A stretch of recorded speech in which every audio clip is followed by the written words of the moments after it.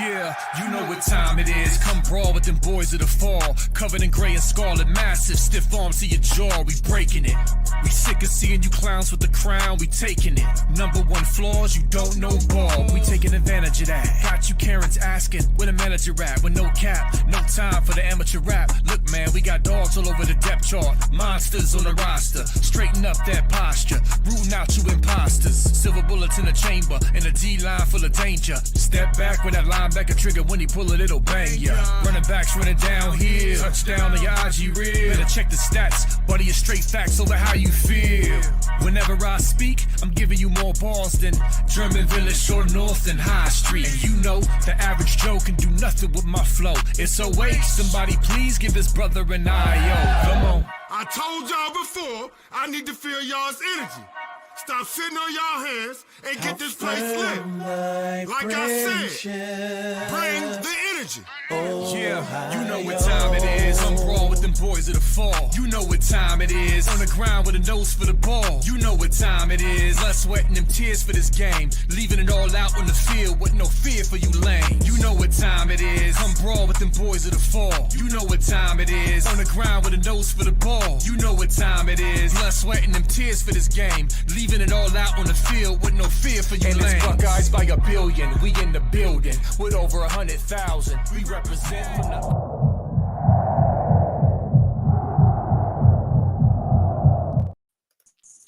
What's good, everybody? What's up? I see the chat is popping and lit and buzzing already. We know. Breaking news that happened just minutes before we jumped on here. Chip Kelly to the Las Vegas Raiders. We are going to address that and Justin Fry and the DC role later on in the show. We're going to start off with the scum scandal, and we're going to get to that. I got a lot to say about that stuff, about the coaching hires, but we're going to get to that in a little bit. How's everybody doing? Stilly Matt, what's up, brother? Lunatic Fringe. I love that name. What's up? What's up, Lacey? Craig Bowman, usual suspects in the chat. What is up, everybody? Funky Buck, how are you feeling, brother? Yasharel LG. What's up, B Moses? It's a great Sunday. It's always we're 2 weeks ago today, or from tomorrow. We're national champions, so I'm feeling like a national champion today, and that's how I feel every single day of this offseason, and even during the season until they reign either us again as national champs or another team. So, but I'm feeling great. There's nothing really that could ruin my mood. Even nothing. Chip Kelly leaving or Jim Knowles leaving, that's just a credit to how good of a job Ryan Day has done. So I fully trust Ryan Day. I fully trust everyone on the Ohio staff, and they're going to do what's right. So I'm just going to enjoy it as a national champion, and watching that team up north having to deal with this whole entire multi-year cheating scandal and multiple-year investigation and punishment thing has been absolutely beautiful, because every single path of the way, they've been wrong. The insiders have been wrong. The beat writers have been wrong, and they every single month they're getting proven more and more and more wrong.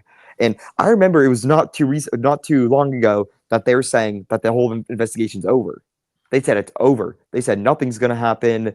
The NCAA hasn't found any evidence about anything, and it's over. They're not even sure if they're going to get a notice of allegations. And all of a sudden, it got leaked, the 137-page response from Michigan to the NCAA about the notice of allegations. So it's bad. If you read the article especially, but if you're also listening to a lot of the YouTube videos that Ross Dellinger has done about the scandal, it's bad.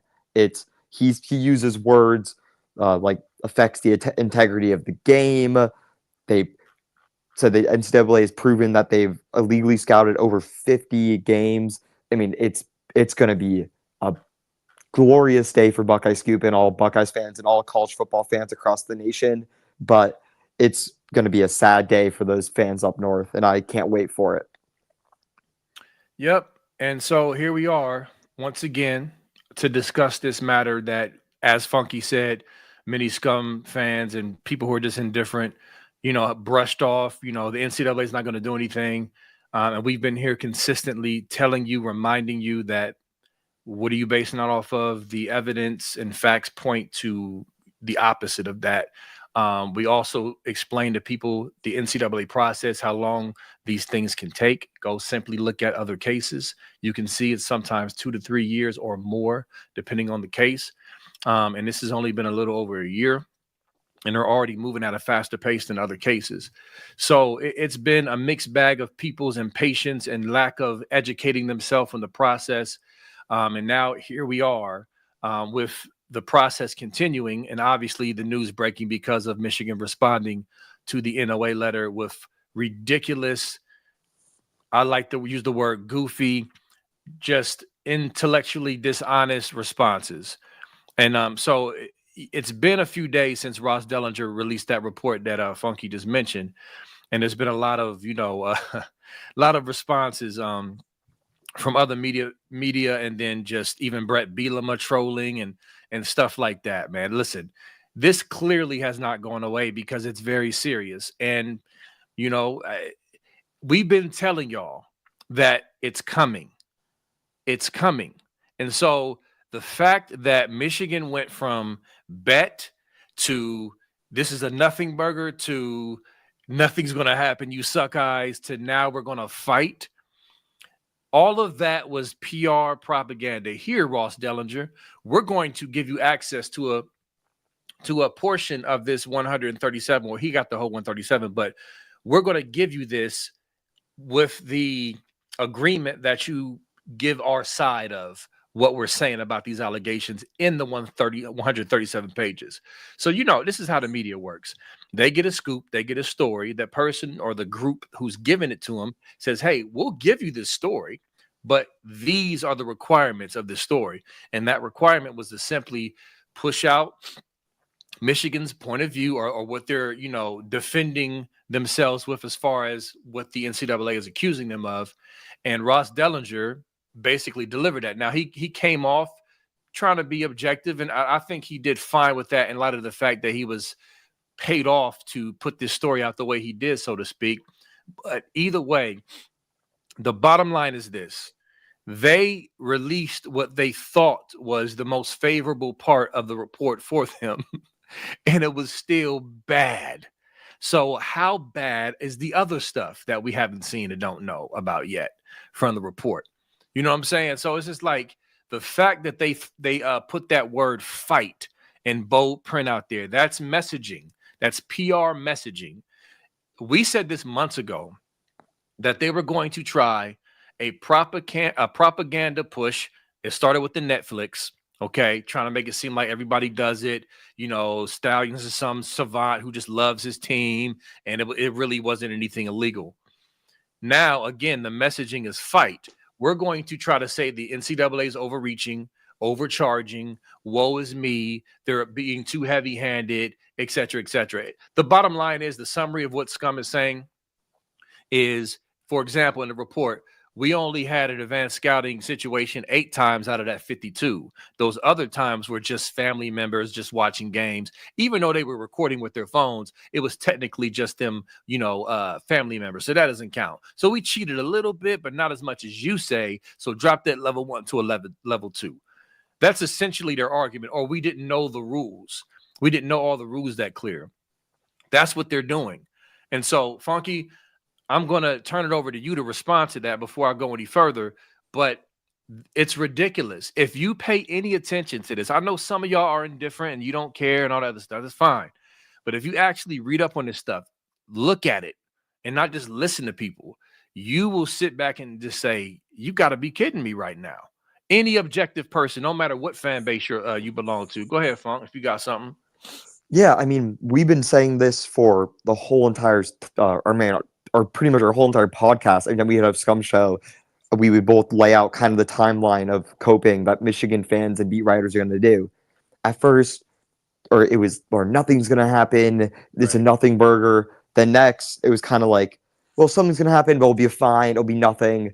And then it kind of jumps back and forth like, oh, nothing's going to happen. None of this is going to happen. And then all of a sudden, it's slowly changing to, oh, well, the NCAA has some sort of evidence, but it's not enough, and they can't punish us that hard. And now it's turning to the NCAA has evidence. Clearly, they have evidence, but the evidence isn't like totally right or it's not exactly right, and they're going to try to argue with lawyers and whatever. Even a lot of the arguments these lawyers were talking about are just factually incorrect.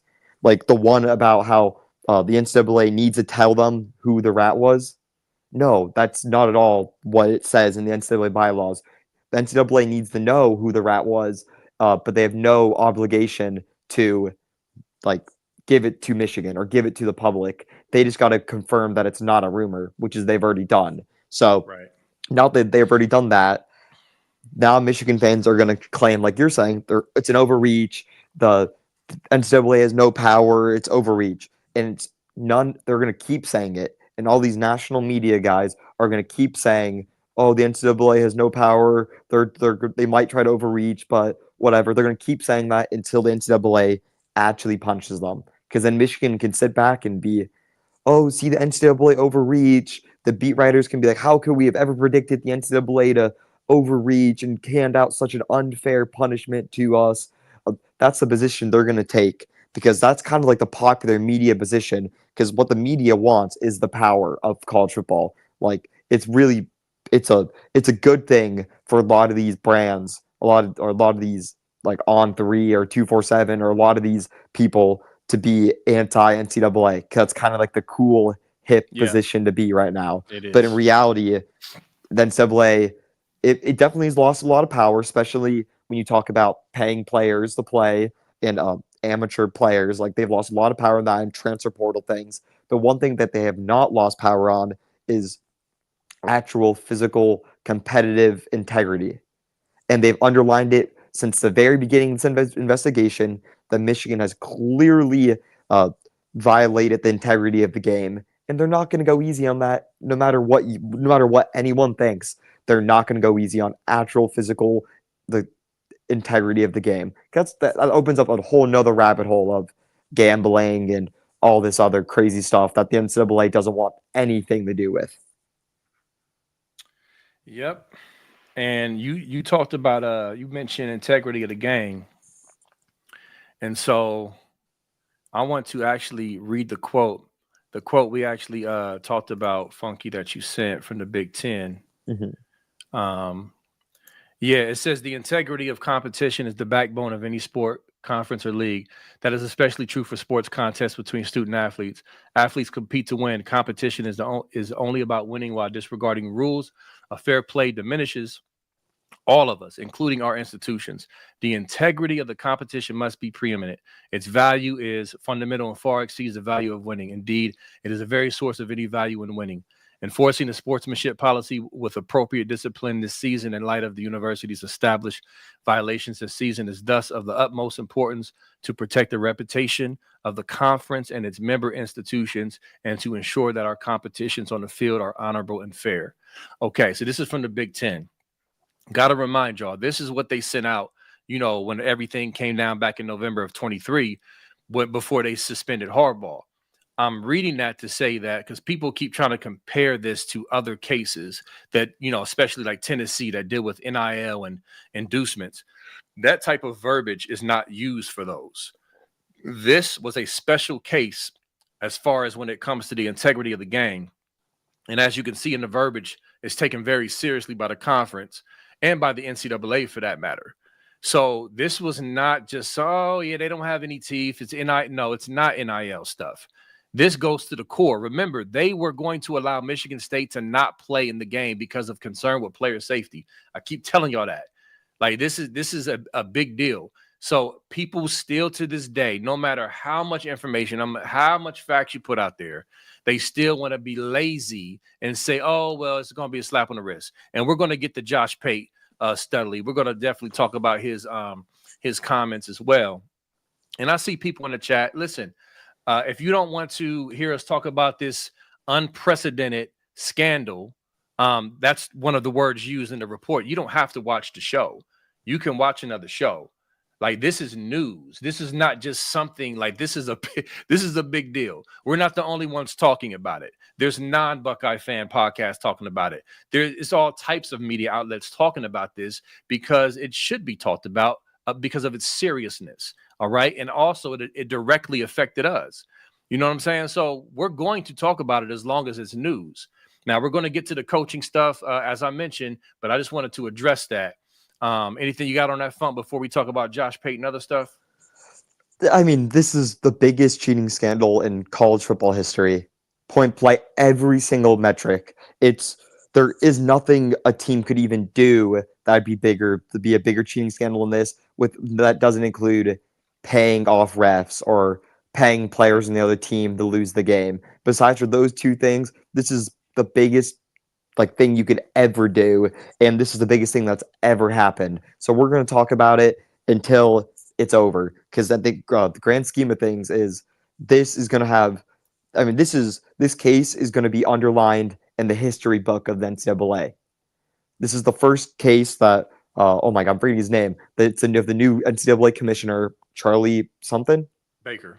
Charlie Baker. It's his first case he's ever had, and he needs to set a precedent. Either he's going to harshly punish teams for obviously cheating, proven cheating scandal, where he's being pressured by pretty much every team in college football to punish Michigan, or either, and if nothing happens, which absolutely won't, then that's officially the death of the NCAA, because that means they can't even punish teams for cheating on the field. So one of those things are very, very, very unlikely going to happen. So, but this is massive, massive, massive, massive news, and every single part of this needs to be talked about and underlined until it's over.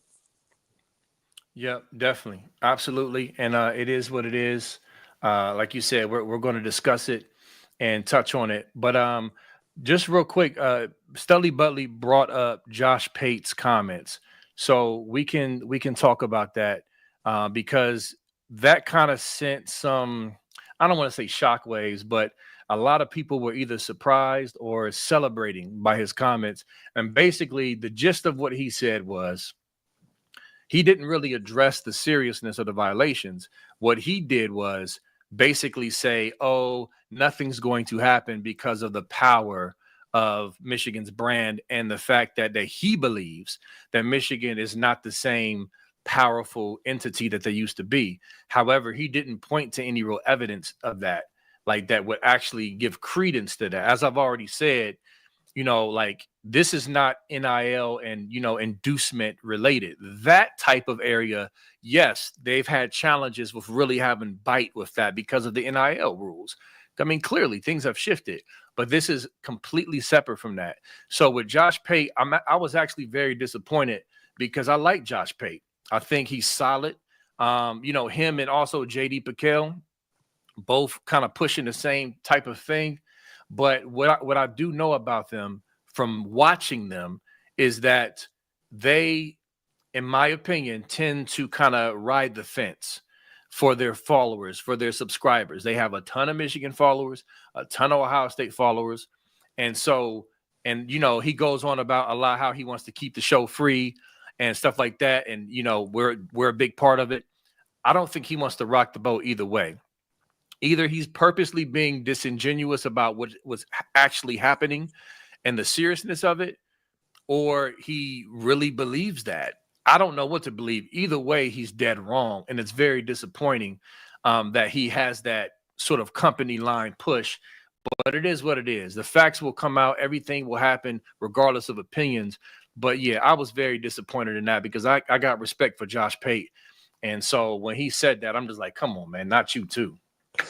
The biggest difference between what I'm hearing from the Buckeye Scoop and other Ohio State fan pages and websites and insiders of what their personal opinion, I feel like our personal opinions are based off more what we actually think is the proper punishment, what is going to happen, and we're basing it off facts and really just the reality of how serious these scandals were compared to Josh Pate and whatever that guy from On3 is, the guy with the long hair, is compared to, oh my God, sorry, I was reading the comments and I just messed up my train of thought there. But what I meant to say is what we're saying is based more off fact and what's actually the president, the NCAA, has set in the past and what the most likely punishment is going to be, compared to these guys who are more talking about their opinion. Like, and it's their opinion that this barely affected the games. They still played the games. The game should matter, and we should leave it at that. Then this is so long ago, doesn't really affect anything now. Like, what's the point of vacating games? That really doesn't mean much. I mean, I heard Andy Staples go out there and he claimed that no fans would care that Michigan got their national title vacated. That was his take, B Moses. He said people wouldn't care. So why is NCAA like even if they do it, which he says like he said he wouldn't care and he doesn't think fans will care. And I was like, are these people, do they have brains? Do they talk to real people, like real fans? Right. Like, what do you mean? The whole point of like investigation is to do the punishment, and the punishment's gonna matter. If you ask Michigan fans if the national title got vacated, I'm sure some of them will cope being like, oh, like we can't take away our memories, but they're gonna care. Like that's a very meaningful punishment. And his point was Michigan fans are always going to acknowledge the championship, and Ohio State fans are always going to say it's cheating, and other fans just don't give a crap about it anyways. So that was his take, and I heard that, and I was like, this guy doesn't even know what he's talking about. Because one thing you also have to realize: these people don't have sources. Like when they go out there and say they don't think anything's going to happen, it's not a source. It's they think the NCAA lost power, and they just think that nothing should happen because for whatever reasons. Oh, it's just Connor Stallions. It's just some Hollywood movie documentary. But they actually haven't looked into anything what the NCAA has released. They haven't looked at the Big Ten letter to Michigan. They haven't looked at, anything. So they're just talking off just pretty much they're talking out of their ass. I'll just say it like that. That's just plain what they're doing. Yeah, they are. And to this comment from Jason Smith, this is a perfect example. Talking about Pate. I love how he said he believes scum should be punished, but he feels the Big Ten, Fox, and media type won't allow it. See, that's perfect hedging and riding the fence. It's basically appeasing, maybe Ohio State fans or Michigan State fans, or even just those who know what they did and should be punished, which is some SEC fans, some coaches. Remember, in 2023, they interviewed a bunch of coaches. There's a long article interviewing coaches all across the country, and the majority of them were saying what they did was crazy, off the charts, wrong, should be punished, everything. So it's not just Ohio State fans, Michigan State fans. But anyway, that is what I'm talking about. That comment right there is exactly it. And so, but here's the bottom line. It doesn't matter what we think. It doesn't matter what we want as fans. It's what the NCAA Committee on Infractions decides based off of the evidence and based off of what they've said from the very beginning. They cheated. Like, I've read the quote to y'all about how they said it was uncontroverted. Like they're guilty of this science stealing scandal, this illegal advanced scouting scandal. They're guilty. They said that from the beginning. So that's all that really matters. You feel me? I am not buying the conspiracy theory that the Fox types and whoever types are going to stop the NCAA from bringing down wrath. Because again, if any case in college football history needs to be decided in the most just way, it's this one. It's this one. Like listen, even if it wasn't the team up north who we hate, if I knew all the details of that case, if it was another school like I do with this one, they still would need to get cracked. Because what they did was heinous, as far as the integrity of the game, period. So it doesn't matter what we think. It doesn't matter what fans moan and groan about. And if that was the case, if the NCAA was just so easily going to be bought off, why hasn't this been closed already? Why hasn't there been an agreement? Why is the NCAA still sending reports and NOA saying, hey, this is bad, and you got 6 level 1 violations out of 11, which is crazy? Why? Repeat offender status.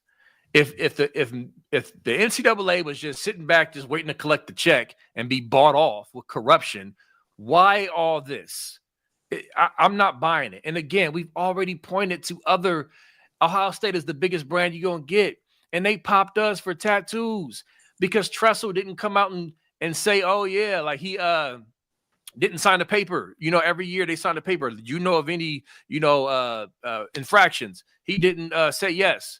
So he got cracked. and the university got a bowl ban, and we still got wins vacated even after the tattoo gate was done. Even though the actual exchange for tattoos was finished, they still took away the season and the games that came after that. So, and that's Ohio State. Ain't no bigger brand than Ohio State. USC got popped. We can keep telling y'all this. So these excuses, this reasoning from people that I respect is just like, come on, man. Like, y'all being lazy, or you just don't want to rock the boat with your subscribers and your listeners. And I mean, if that's what you're going to do what you do, but I ain't on it. I ain't on it. Go ahead, bro. You're totally right. And the one thing also that needs to be added, the Big Ten. First of all, the Big Ten wants Michigan to be punished. That's a fact. And I'm gonna read you a few sentences after this that was quoted from the Big Ten. This is an official quote from the Big Ten. I'll just read it actually right now, so I'm on it. Again, this is not Buckeye Scoop. This is not the NCAA. This isn't any whatever. This isn't the Big Ten Conference. Right here. A university football staff member engaged in an organized, extensive, years-long, in-person advanced scouting scheme that was impermissible. The goal of the scheme was to gain an unfair advantage by stealing signs of teams that the university's football team was due to play later in the season. Such misconduct inherently compromises the integrity of competition. That's Can't get no more plain than that. Inherently compromises the integrity of competition. That's straight from the Big Ten. So that the Big Ten wants Michigan to be punished, and everyone they want to keep integrity fair, and that's what they're going to do. So that's a fact. That's proven. That's not Buckeye Scoop saying it. That's not 11 Warriors. That's not Petridom or whatever his name is saying it. That's not Ohio Bro 77 whatever. That is the Big Ten. And to go about the rest of the stuff, the CBS, the TV deals don't give a crap about Michigan football. Like, what's the difference between Michigan getting a bowl ban or a postseason ban this upcoming year than it was them just getting a postseason ban last year? Or what's the difference between? Sorry, that was horribly said. What's the difference between 2024 Michigan without a postseason ban and 2025 Michigan with a postseason ban? Is the only difference the ReliQuest Bowl? So you're saying, is the CBS going to go on a limb to protect their brand of the ReliQuest Bowl? Good point. No, they don't care. People are still going to watch Michigan football games, even if they can't play for a national or a good bowl game. People don't care about the other bowl games, so it's all about just being the postseason. And Michigan's not even going to be good enough to make the postseason anyways. So do you really think they really care about them getting a bowl ban? Like, no, they don't. Like, they truly, truly, truly don't care about if they would get a bowl ban. Like, it's one of the dumbest things I've ever heard. And I've talked to high up Fox officials and a ton of people working for high up there in ESPN. And clearly Nevada is, I mean, you can't find a better source on TV deals in college football than Nevada Buck. That's been proven time over time, and it's going to continue to get proven. And I'll tell you right now, the TV deals don't give a crap. They don't give one crap if Michigan plays football or not, because there's something called there's Ohio State, Bama, USC. USC's been down for 20 years, and college football has not missed a beat. So if you really think Michigan's all that big, then you're sadly mistaken. And same for Ohio State fans. If you think Ohio State's all this big, then you're just wrong. If Ohio State football disappeared tomorrow, college football would be just fine. And that's just a fact. That's just a reality. So they don't care for single brands. They'd have to take whole conferences for CBS to really, really care. Do you want to get into the Josh Pate stuff, B. Moses, or do you want me to get into it a little more? No, go ahead. I want you to touch on the proposed bet with the Buckeye Scoop Twitter account. Yeah. So Josh Pate responded to one of the Buckeye Scoop Twitter posts and pretty much said, the Buckeye Scoop Twitter called him out for pretty much pushing a horrible agenda or a bad agenda that shouldn't be pushed. And that agenda was the fact that Michigan's too big of a brand, which is just, that's just a lie. I just went over it, so I'm not going to go on my rant again, but it's just not true. There's not too big of a brand to punish. There's no such thing in college football. And then he said, okay, what do you think the punishment's going to be? And the Twitter account responds, like we've always been saying, a multi-year postseason ban, all wins vacated, fines, show causes, etc., etc. And then he asks, let's bet on it. But he's claiming nothing's going to happen, and we're claiming a lot's going to happen. So, of course, on Buckeye Scoop, we stand on business. We said, okay, what's the bet? Well, over under on vacated wins, postseason ban. Right. Be Whether, specific. yeah, let's get the lines down. So, and he refused the bet on if there will be a postseason ban, which must mean he thinks there's an over 50% chance that there will be a postseason ban. And he also refused the bet on over under 0.5 vacated wins, and he refused the bet on that as well. So, and on a charity bet. So clearly, Josh Pate wasn't willing to put up $500, which for him probably isn't much, to bet on stuff that he claimed. He claimed that nothing's going to happen, and he claims he knows all this stuff. So if he really knows all this stuff, then he should have put money where his mouth is, and he would have got $500 sent to a charity from one of us. So, but hey, got to give credit where credit is due. The Yoder man, James Yoder, stepped up to the plate. Yoder stepped up and took the bet. He bet with us. He has an ongoing bet with Buckeye Scoop that there will be 0.5 wins vacated, or over under 0.5 wins vacated. So if one win gets vacated, then Yoder has to donate $500 to the Brutus Shark Foundation for his kid. I'm forgetting the disease right now, but for that foundation, that was what we agreed on. And if there's no vacated wins and there's just a big fine, like everyone else is saying, then hey, we'll give the $500, and that's what it's going to be. So good on Yoder for really being a man and having putting his money where his mouth is. So kudos to him. But yeah, Josh Pate and all these other guys aren't willing to bet for a reason, because they don't know anything. They're just trying to push an agenda that is just wrong. First of all, two, they're doing it. They know what they're doing, because what really happens if they're wrong? B Moses, they get more engagement. Like that's really they get more like. Well, sorry, continue. No. That's exactly it. Like that's what they're doing. Even with the local media here, I mentioned Bo Bishop on another podcast, who is he just relentlessly just keeps saying nothing's going to happen. Nothing's going to happen. Nothing's going to happen. No matter what facts are presented to him, but a slap on the wrist. But what I believe, these media types, they're hedging, because what they're thinking is this: I can go light on the punishment as far as my take, and then act shocked and surprised. Man, boy, was I wrong, when they're wrong about the actual punishments. So I think they'd rather just hedge and just respond and apologize or whatever and go with the flow and just kind of react to the, oh my God, Michigan got cracked. Like the NCAA does have teeth. Like that's an easy twist. You know what I'm saying? So I think a lot of it is that with the Pates and all of them, they know. Josh he knows how to be wrong, and that he could turn it into a good show and really play it up. I've seen him do that. You know what I'm saying? Even to Ohio State fans when he's been wrong. I mean, he just turns it into a good show. So that's all they're going to do, man. You know? Well, yeah, he doesn't like it's the popular take saying the NCAA is not going to do anything. It's like the cool thing to say, being like, oh, the NCAA doesn't have any power. They're just going to blah, blah, blah. Just like it was popular to say that in the beginning. Oh, nothing's going to happen to Harbaugh. Nothing's going to happen. Nothing's going to happen this season. The Big Ten's going to lose in court. They're going to take it to court. They're going to win. And guess what? Every single one of those things was wrong. And they don't care because, again, they're not claiming to know what's going to happen. They're really just giving us their educated opinions.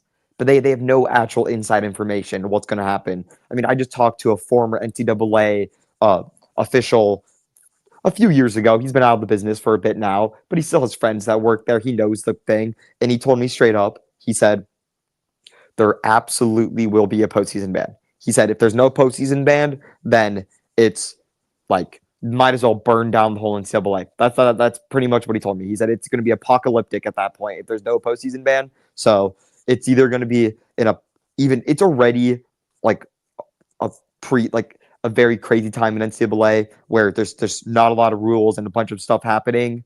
But this would be crossing a whole nother line. This is like figuring out the nuclear code, you know? This is like the difference between warfare in World War II, and then now warfare now with nukes. So the NCAA doesn't punish Michigan on this. They're just pretty much opening up free fire for everybody to do whatever they want, and they know that's horrible to do, and they're gonna show them up. So it's gonna be exciting, and it's gonna happen sooner than later. Because if you remember, they responded on the 6th, and now it's February 2nd. So we're 2 days away from being a month away from the official start of the whole thing, like the official start of the end. So the start of the end is starting up in what, 30 days now, something like 30, 33 days, 34 days, depending, because but they have 60 days to respond. So 34 days, it's going to be the very start of the very end for Michigan and the whole scandal. Yep. And we will be here for it. I'm sorry yeah. for those, I don't know. Like, to me, I'm going to continue to cover the biggest scandal in college football history as more information comes. That's what we're going to do. So again, just to kind of wrap that comment up, this is not just a "we hate Michigan" topic. This is something that affected not only Ohio State, but every team they played against, every team that they illegally scouted against. There's Tennessee podcasts and fans that have intel that maybe they helped South Carolina cheat and help them to beat Tennessee back a couple years ago when Tennessee was number one. In the report, it talks about how they were going to send the GA out to Georgia with a rental car, and Partridge stepped in and said, no, we're not going to do that. Like, this is not just a Ohio State Michigan thing. Like, so I need y'all to understand that this is news. This is national college football news, and it should be addressed as such. So we're going to continue to do that. I don't know what to say. But yeah, so we can kind of turn the corner in a moment, but I'm kind of tempted to go into let me ask y'all this. Has the chat seen the movie Pixels? Let me know in the chat. Have you seen the movie Pixels with Adam Sandler? Please, in the chat, say yes or no. I'm going to quickly give an analogy about Ryan Day and this cheating scandal. And then, Funky, if you got more to say about this, we can. Then we can move on to the coaches. But yeah, I was laughing at Ken Taco and make a song about Fence Rider. Hey, yo, Fence Rider. Yeah, I'm writing it right now. Let's do it. Anyway, so, all right. So, no. Okay, I got a couple yeses. All right, so I'm going to quickly tell this story. So in the movie Pixels, great movie, by the way. I'm a big Adam Sandler guy. Peter Dinklage, who plays in Game of Thrones, he plays the character who is the rival of Adam Sandler when they're kids. They play in this big video game competition when they're kids. The game that decides the whole competition was Donkey Kong. Come to find out, long story short, Peter Dinklage's character, which is Eddie Plant, he cheated. He had glasses on, had a little cheating code on the glasses. They found out later in the movie that he was cheating. Okay. And so what happened was Adam Sandler, all those years after that episode of being cheated, he had a complex of thinking he was no good in Donkey Kong, or that he was trash. When he found out that all that time he was cheating, then he was like, well, hold on. That means I'm the best Donkey Kong player in the world. Like, wait a minute. But all those years leading up to that, it affected him and it gave him a complex. You got to see the movie. It's a good movie. They got Pac-Man and all this stuff. Anyway, the point is, regarding Scum, with us losing this year in 2024, we lost, we goofed up. People can say it was in his head. I agree. But it was in his head from a false fraudulent pretense, from a false cheating foundation. It affected him, but it came from a false foundation of cheating.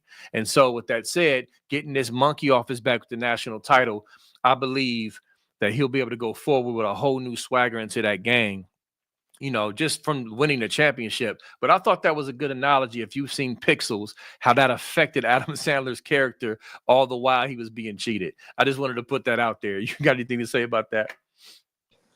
Yeah, funny enough, I just watched Blended, was it? That was the Adam Sandler movie. And right after that, I watched the first 20 minutes of Pixels, and I was going to finish it. It's a dope movie. You got to finish it. Yeah, no, I will. I just couldn't get over that. But sorry, I was too distracted on the possible new offensive coordinator hirings because Let me see. I just got a text from someone who's very, I wouldn't say he was the best, like some lockdown source or anything, but he sent me 2 words, and I'm gonna have to talk to him a little bit later. But he said Joe Moorhead. So Oh, that's what he said to me. That's what he told me. Joe Moorhead. I mean, Akron had one of the best years they've had. Right? Was it that? Maybe no. Maybe I'm wrong about that. Was who beat Mississippi State this year? ooh, what MAC team beat them? Was it Akron or Toledo? I want It to was say it Toledo. It was was Rockets. Toledo. Yeah, it was Toledo. Yeah, but like those MAC schools are. I like hiring from my head coach one of those guys. I think those guys are really really smart. So that that's an interesting name. I've not heard that one yet, but that's the what I'm told is going to be should be the first call. So it'll be an interest. I'm excited to see what Ryan Day is going to do. Sorry, I just changed the topic completely, but it's going to No, be that's good. interesting. That's a good segue. We can transition now Yeah. into that. That's perfect, actually. So, yes, obviously, before we hopped on, we planned on talking about Justin Fry, who replaces Justin Fry, and of course, who replaces Jim Knowles. And then we got the alerts, Chip Kelly, Chip Kelly. Now, I see some early fan reactions of freaking out and all the other stuff. I mean, listen, this is the cost of being the champ. Like, I'm not surprised by this. I mean, I've been following intel for the past few days that Chip Kelly was probably going to leave if he was offered. Like, this didn't, it was more like a dang, we lost our guy, but I wasn't like, oh my God, I'm shocked. What are we going to do? Like, this is what happens when you win. Go ask Nicholas Saban. Go ask him. He knows. And that's what we have to do. We have to follow that model, understanding that Ryan Day, as the CEO, coming off of a ship, seasoned, has hired many coaches on his journey so far. He has to step up and evaluate and make the right hires and right decisions, period. Now, you mentioned Joe Moorhead. His name was thrown out there a little bit as we were looking for the OC before we hired Chip Kelly. You know what I'm saying? And I liked that name. I like him a lot. I would be very open to bringing in Joe Moorhead. But I'm also seeing, and let's talk about what we was talking about behind the scenes, because I'm seeing messages in my chat about Hartline and is he ready, to assume that role or what? And I don't know if he is or not. I mean, I know he's been involved with, passing game stuff and, some certain setting up, like not setting up, but game planning, especially with the passing. But is he ready to, in a pinch, in tough moments, call plays full time? I don't know.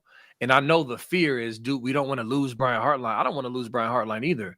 But at the same time, we got to have a guy who can call plays, like that you can trust fully to call plays in the biggest moments. And I just don't know if that's the case. So is he going to be, I don't know, is he going to be promoted to that and just be put up in the booth like, all right, it's yours, Hart? I don't know what's going to happen, but I know, Funk, you were saying that, hey, he has to be ready now at this point, but I just don't know. Yeah. Well, 2 things I'll say. One, the first thing I'll start off with saying is clearly everyone's heard reports from the last couple of years that Hartline just isn't ready right now. He's not ready to call plays. That's just what the reports have been the last couple of years. But a lot can change in a year. And at the end of the day, this isn't our call as fans, insiders, people who talk about Ohio State football. Like, these big decisions are up to the coaches. At the end of the day, Ryan Day knows how ready Brian Hartline is. Ryan Day isn't just going to throw Brian Hartline the play sheet and just pray that he'll do good. No, that's not going to happen. Ryan Day is going to find the best person for this job that he possibly can, because there's no way Ryan Day goes back to playing or to play calling. There's no way Ryan Day goes back to play calling. I'm going to say that for the 3rd time. There is no way Ryan Day goes back to play calling. So Ryan Day is going to find who's the right person to be the play caller for the Ohio State Buckeyes. And it's going to be up to him. And if he thinks it's Brian Hartline is ready, who I think my gut reaction is I think it's Brian Hartline. But if he's not ready, if there's stuff that we don't know behind the scenes that you would only know if you work for Ohio State, then that'll change my opinion. So pretty much what I'm saying is this is going to be up to Ryan Day, and I'm not stressing too much because I know Ryan Day is going to make the right decision. I just have a good feeling about it. He's going to pick and choose whoever he wants, and he's going to make the right decision. So, and then for the defensive coordinator, I feel like again he'll make the right decision. There's two names that I've heard. One name that'd be my pick right now, and who I think Ohio State's going to hire. That's Bates from Pitt, Ohio State alum, a very aggressive defense. I just think that's the kind of defense you're going to need to be successful in this modern era of college football. Kind of have to create turnovers, get sacks, or give up a big touchdown play. Anything to get J.J. Smith the ball back and getting the ball back into Julian Sains, J.J. Smith, James Peoples' hands is positive to me. So I think Bates is the guy Ohio State needs to hire. But again, Ryan Day is going to make a good call on this, and I know he is. He's screwed up already early on in his career, but he's not. This is not first-year Ryan Day anymore. This is national champion Ryan Day. So I have all the trust in the world in Ryan Day, in the current coaches at Ohio State, and I think they'll make the right decision for Ohio's future. And that's why I'm not trusting about it too much because I trust them with all my heart. So Yeah, I mean, I think they've earned our trust. I'm not. I mean, obviously, it's a big deal, but forgive me if I'm just not over here just like, oh my God, we're finished, we're through. Like, no, I believe they will step up and make the best hire for what we need in this program at this point. And as you mentioned Bates, the coordinator from Pitt. And then, of course, Nevada, brought the news to the scoop board about Joe Cullen, the D line coach for the Chiefs, who will be coaching in the Super Bowl soon, obviously. And so there's a couple names out there, and obviously Matt Guerrera is still on staff, and from what I've heard, has been told that they have plans for him. So I'm assuming that there's going to be a code D coordinator situation or something like that with whoever he brings in. So there's that. But getting back to Hartline and Melo's comment, he has to be the guy. You have to live with the results. This is a tough one for me because obviously we don't want Hartline to leave. Ohio State doesn't want Hartline to leave because Jeremiah Smith will most likely be out the door, maybe, probably. And, of course, the high-level wide receiver recruiting. But there has to be a balance with that because we just can't let Hartline hold us hostage. None of us know how ready he is. We've already said that. We don't know. We love Brian Hartline, but we don't know if he's on the level of a elite OC that we need, right? So would there be a situation where you would bring in a Kevin Wilson with Hartline as co-O coordinators so that you have a backbone, a stabilizing force with Kevin Wilson, been there, done that, with Hartline, having more duties to have Kevin Wilson to fall back on so that Ryan Day can still be the CEO. Maybe that's the situation, but that's just the question mark. You know what I'm saying? So we'll see. I don't want to lose Hartline either, but I also don't want to, be trash at play calling, just because whatever. And I'm not saying Hartline's going to be trash. We just don't know. We don't know. So again, this goes back to our seasoned national championship winning head coach Ryan Day to make these decisions. And it's going to be, these are first world problems right here, y'all. We just came off a ship. This is first world problems. If we were to continue this dynasty, to build a dynasty like a Saban, we're going to have to deal with this consistently. And that's just what it is. And I have no doubt Ryan Day he's in his the national title speech at the celebration, he talked about coaches who have helped him.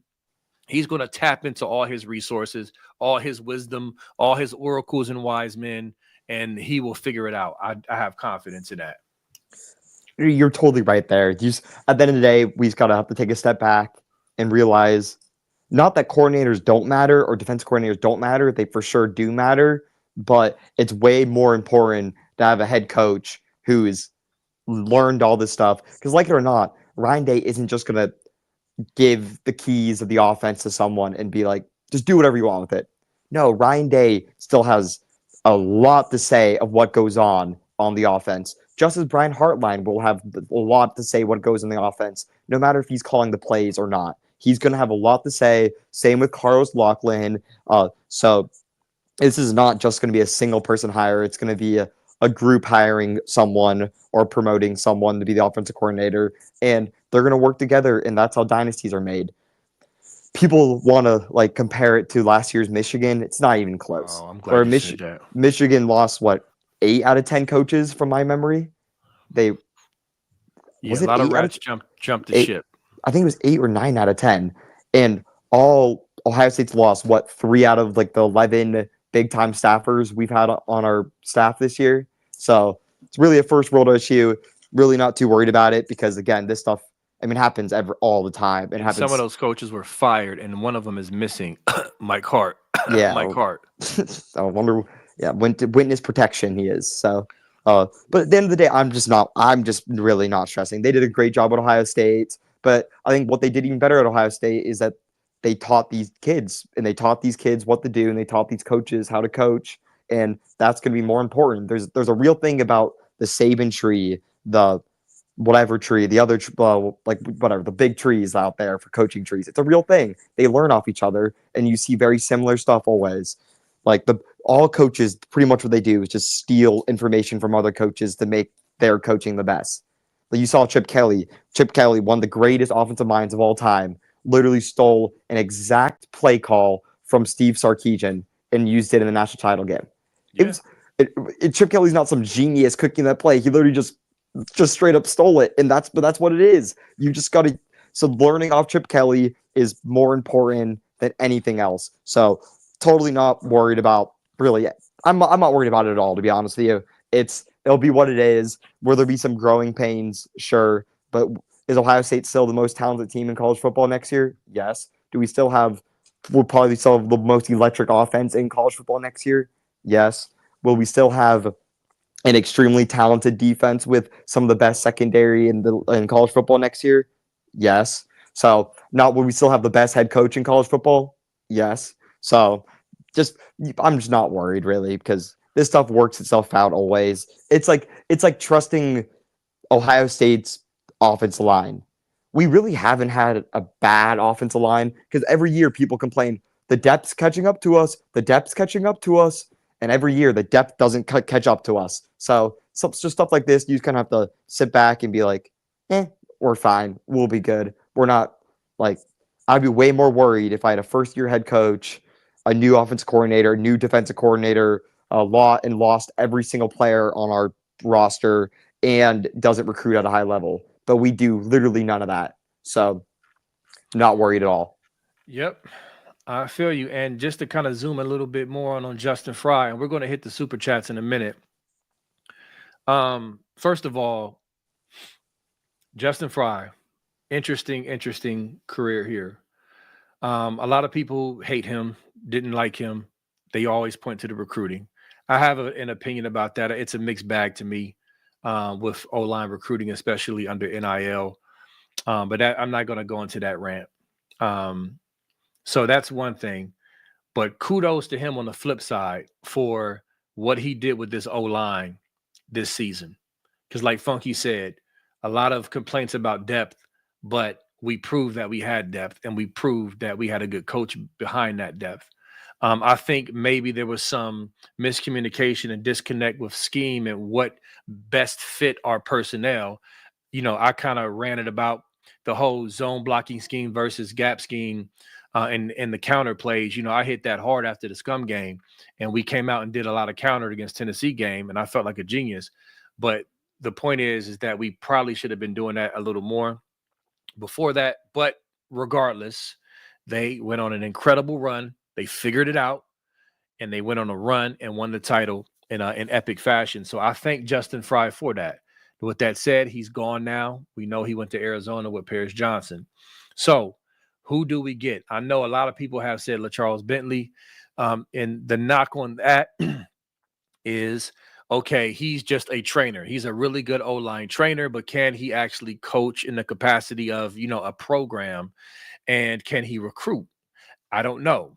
All I know is he's one of the best O-line trainer guys in the country, and he's widely respected. He's an ex-Buckeye, so why not kick the tires on that? as far as other options, still haven't really heard a ton of names as compared to the DC job we've been hearing about. But Justin Fry, I wanted to just send him off. Thank you for ending the season the way you did, even though you were kind of, shaky at times and much maligned, as they would say. But I appreciate what he did to end his career here. But now we got to get another good O-line coach. And I know people will say a good recruiter, and I understand that. But we got some work to do. Ryan Day got some work to do. He didn't have too much time to rest. This is a full plate, but like I said, I'm confident he'll take care of it.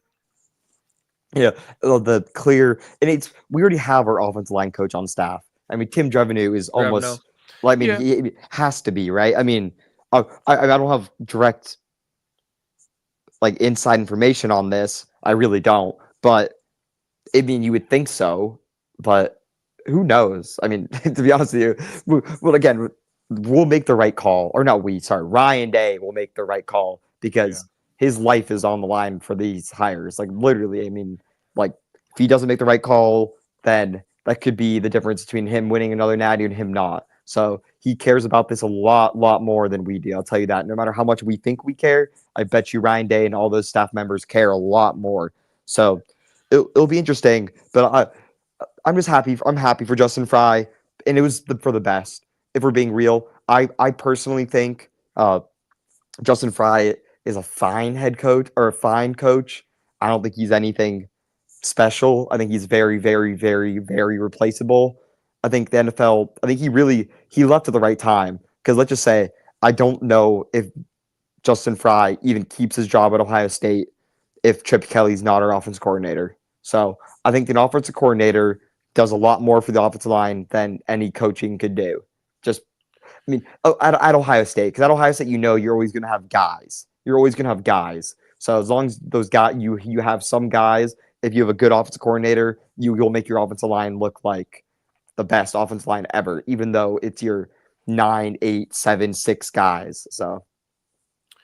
Yeah, and I'll say this about Coach Day. I saw somebody in the chat earlier.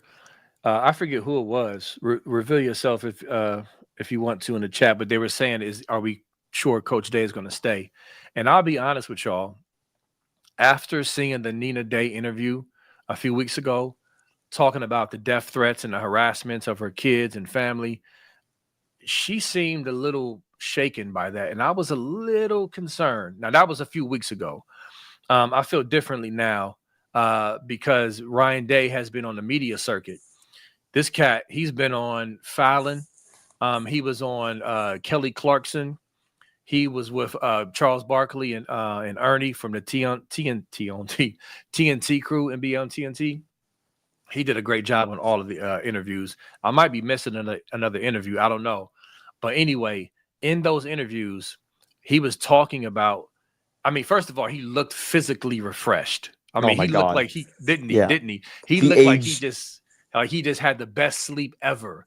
He didn't look bags under his eyes and stress. He looked like fresh. And then he was saying that, hey, he loves Columbus. He loves the fans. Here shows you the character of a man. Some of these fans in Ohio State's fan base, not all of them, the lunatic fringe. No offense to you, lunatic fringe in the chat. You're actually a good one. I know you're just joking.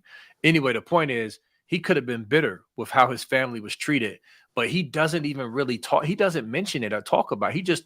He just speaks to Buckeye Nation, the fans who are actually not crazy, and says thank you. And he says he wants to be here, for a long time, as long as they'll have him, and he wants to win more championships. To me, that made me feel a lot better. Man, he came from under all of that pressure and scrutiny and hate and vitriol and his family being attacked. And he's like, yo, let's do it again. I'm refreshed. I got a second win. So that was dope to me. He's only 45 years old, y'all. We should be very, very grateful and thankful that we have one of 3 head coaches in college football right now that has won a ship, and he's ready to keep going. So. Yeah, and let's appreciate him while he's still here, because I'll tell you right now, I highly doubt Ryan Day will be here in 5 years. I just do. I just don't. I just don't think he will be here in 5 years. I truly don't. I think we'll get a big time head coaching job offer from the NFL, and I think he'll leave the right way. Like most Ohio State coaches I've done in my lifetime, or I think all, when they leave for the NFL, they don't take staff members from Ohio State. They don't try to kill our program. They just leave and they get their own guys. So I think that will eventually happen in the next, I'd say 5, 7, 8 years, and hopefully that, if that, and then we should really appreciate while he's still here, because he could go down as one of the greatest coaches of all time. So he has the best winning percentage in all of college football history since World War II. So I'm all about Coach Day.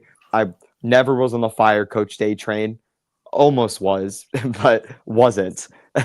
But I'm happy he's here, and I'm glad he got to prove everybody in the world wrong. So he literally aged like he looked like 30 years old in most of the lot of this. Literally, he aged in reverse. I'm not sure if he re-dyed his beard or something, but I think he aged in reverse. So, but he's looking great, and his son's a freshman, and his son just got an offer from Toledo and Akron. He got an offer from both as well. Yeah, the two MAC schools. Congrats to Ryan Day's kid, forgetting his name. But what a RJ Day. Hopefully, he has a great career. That'd be awesome.